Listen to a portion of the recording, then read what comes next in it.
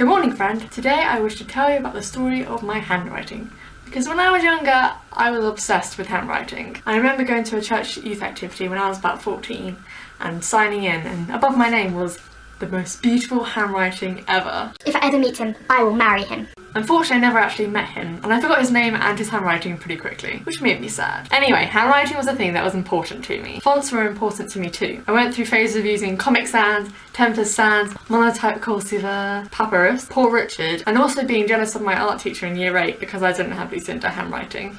I like to think my Comic Sans phase was short and when I was about 6. It makes me cringe so bad. I actually just decided to look it up on the internet to see why everyone hates it so bad, because it is a universal thing where everyone hates Comic Sans. And it turns out there's an article on the BBC all about it. I particularly like the part where it says, Comic Sans just smirks at you and begs to be printed in multiple colours.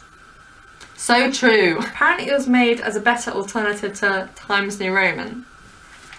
Well, that can't be true because I use Times New Roman. Anyway, when I was about 13, I was reading one day and I found the one font I wanted my handwriting to be like. Coincidentally, that book was Twilight, and the font coincidentally was meant to be Edward's handwriting. Okay, I would just say now, I had a Twilight obsession. Fortunately, eventually I realised that it was really badly written and it wasn't teaching people about good relationships. However, during that phase, I read the books a lot and I became an expert on them. As in, people came and asked me questions about it. Anyway, at the time, I was loving Twilight and I was loving Edward and I was loving his font. I quickly found the font online, downloaded it and copied it and practiced quite a lot. I was determined to have beautiful handwriting like Edward's. Then one day in class we had this weird competition where you have to copy a font exactly and whoever gets the closest gets to win £100 million.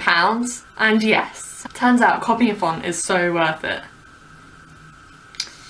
No, I'm joking. I wanted the story to have a point to it because what actually happened was I got bored of the font and started to make it more my own, and it was still pretty good. And then 5 years later you get lazy and your handwriting becomes like this. I guess the point is, don't worry about your handwriting because it will eventually end up messy anyway.